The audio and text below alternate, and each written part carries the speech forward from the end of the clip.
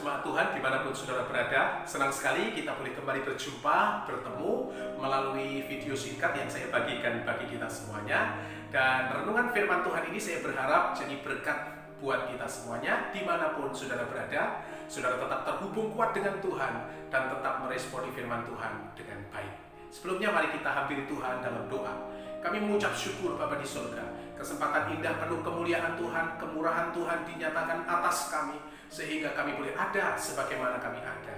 Terima kasih buat kemurahan Tuhan atas hidup ini. Kami akan sambut firman-Mu, kami akan responi firman-Mu dengan benar, biar Tuhan dipermuliakan lewat kehidupan kami, dan kami mengejawantakan firman Tuhan di setiap hari hidup kami.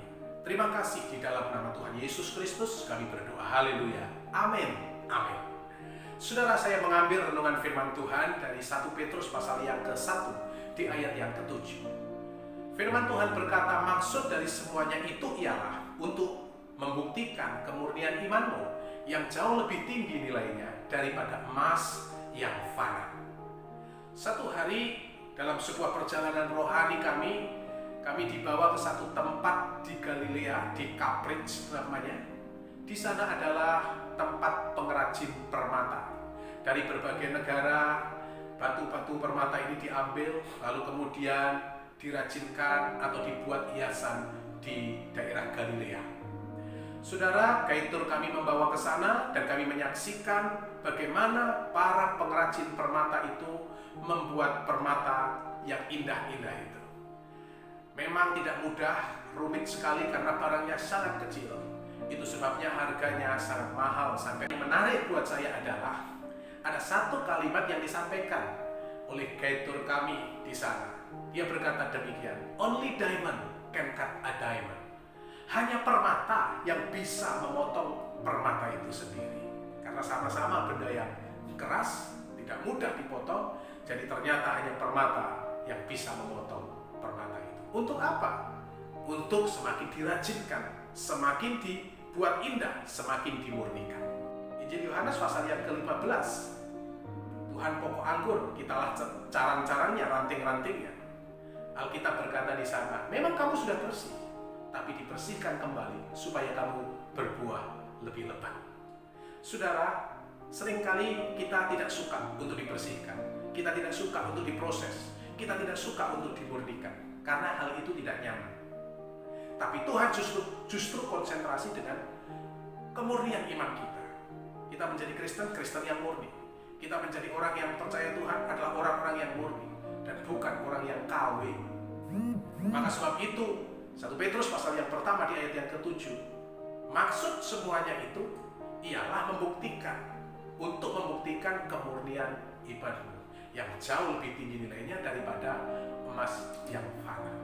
Hari ini saya ada di sebuah tempat, di sebuah rumah sakit, ada di sebuah ruangan isolasi yang tidak bisa keluar kemana-mana karena peristiwa pandemi yang sedang terjadi, karena COVID yang menghampiri saya harus mengalami itu.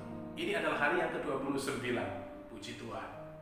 Tapi saya mencoba merespon setiap masalah dalam kehidupan saya dengan cara yang benar, dan biarlah saya makin dimurnikan di hadapan Tuhan.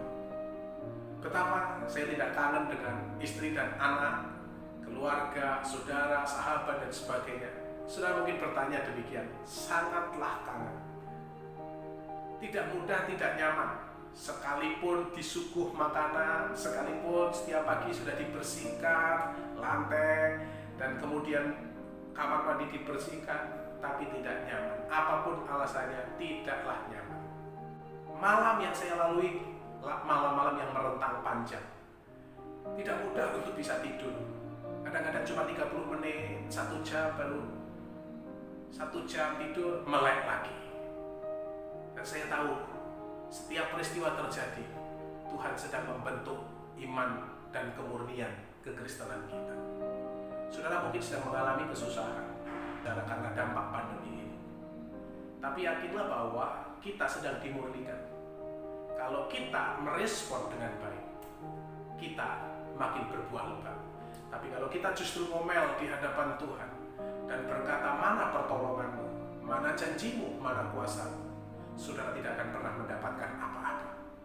Karena itu, pemurnian iman sedang Tuhan lakukan di masa-masa pandemi ini. Ada dua pilihan. Saudara mau dengan sengaja kemas-kemas dan makin mencari Tuhan, atau saudara mau masa bodoh dan tertinggal. Saya berdoa setiap kita punya kualitas iman yang murni. Dari ruang sederhana ini, saya menyampaikan firman Tuhan dan saya sungguh berharap kondisi, keadaan apapun jangan sampai mempengaruhi iman murni kita di hadapan Tuhan. Karena kondisi, keadaan, dan dunia ini sering berubah-ubah. Tapi Tuhan Yesus tidak berubah buat saudara dan saya. Tetap sukacita, tetap semangat, tetap andalkan Tuhan di dalam segala keadaan. Amin. Tuhan memberkati kita. Mari kita berdoa. Tuhan, kami mengucap syukur hari ini Tuhan beri firman Tuhan bagi kami semuanya, supaya kami semakin sungguh-sungguh dan memurnikan iman kami di hadapan Tuhan. Kami mau respon yang benar. Kondisi dan keadaan tidak boleh mempengaruhi kehidupan kami, tetapi kami akan punya respon yang baik, sebab Tuhan sutradara agung kehidupan kami. Terima kasih Bapa di surga, kami mengucap syukur buat hari indah ini. Kami akan tetap sukacita, kami akan tetap semangat, dan kami tetap andalkan Tuhan di dalam segala kondisi. Di dalam nama Tuhan Yesus Kristus kami berdoa. Haleluya. Amin. Amin. Tuhan memberkati.